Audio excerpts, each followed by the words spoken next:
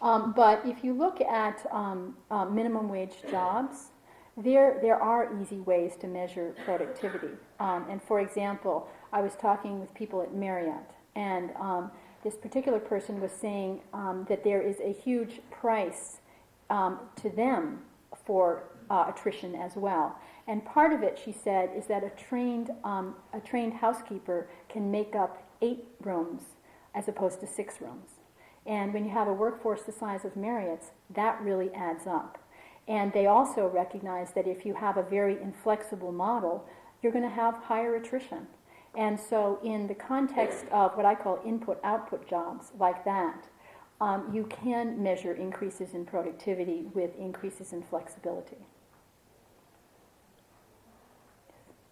You've spoken to the academia, would you speak to the judiciary as far as the stigma and what people can do at all levels, whether they're just court officers and secretaries or they're judges?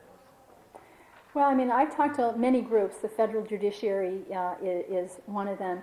You have clerical workers all the way up to the Supreme Court. So it's a very diverse workforce. In a sense, you would be asking me to speak to the entire economy at that point.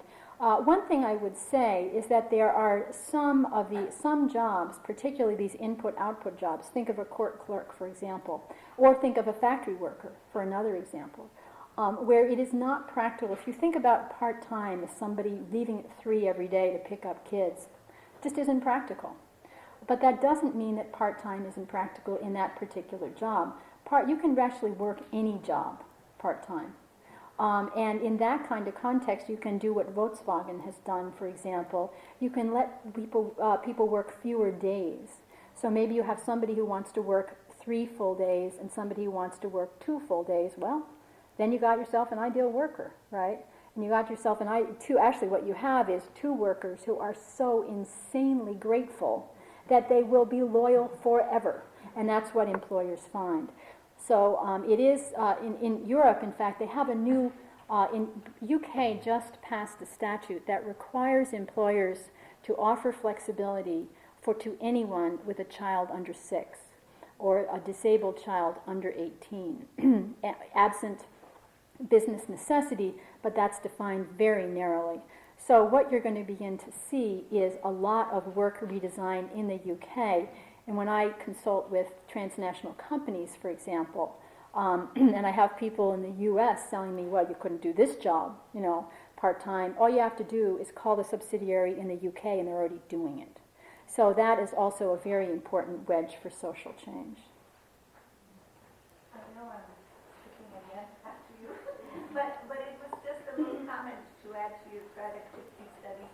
Are you familiar with the study carried out by a Canadian company which reduced the workers' daily schedule to 6 hours a day and found that the workers produced exactly as much as the 8-hour days?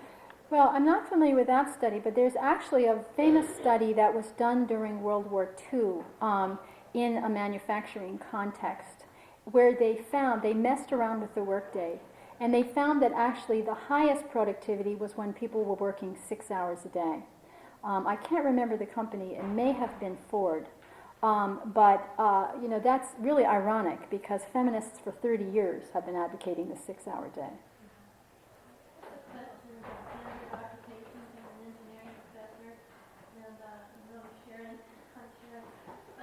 I'm brought up yesterday in the meeting that sometimes I feel I'm an honorary man. I know I'm a token woman, but what about gendered occupations like the military, like engineering, which is the most male-identified masculine profession? What about the ideal worker in these cases is definitely a male, and there are different levels of discrimination in different professions. Well, in jobs, if I remember correctly, the last time I looked, only 12% of engineers in the United States were women. In a profession that is that heavily masculine, it tends to be, being a player tends to be defined in extremely masculine ways, in ways that actually conflate men's ways of presenting themselves, talking, etc., traditionally masculine ways, with what it means to be a good colleague. Theorists call this giving a masculine gender performance, gets all tied up in the ideal worker. In that kind of context, women tend to meet not only what I've been describing here as the maternal wall, the wall that women meet after they become mothers, even if they've never had a problem in the workplace before.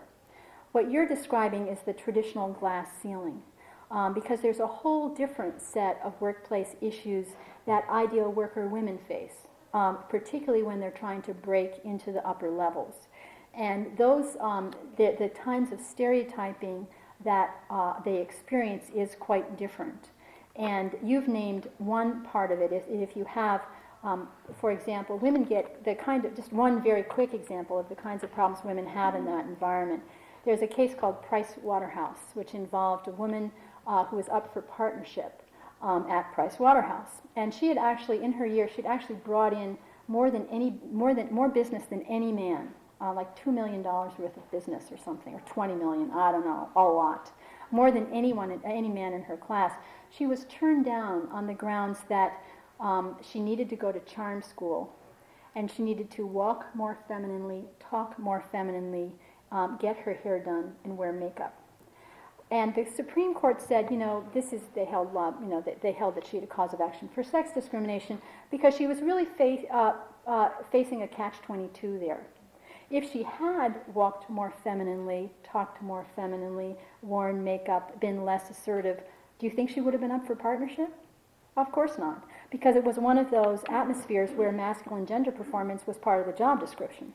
But if she didn't do all those things, she also wasn't eligible for partnership because she had a personality problem. And there's a lot of social psychology on this issue in some environments. It's called ambivalent sexism dynamic. You really divide women into women who are liked but not respected. They walked more femininely. And women who are respected but not liked. They're not eligible because they have a personality problem. And that is a very classic glass ceiling dynamic. I think we should probably stop. I hate to stop the conversation, but we'll be around for about a half an hour. You can purchase a book if you're interested and talk to someone like Joan. But let's thank her for coming.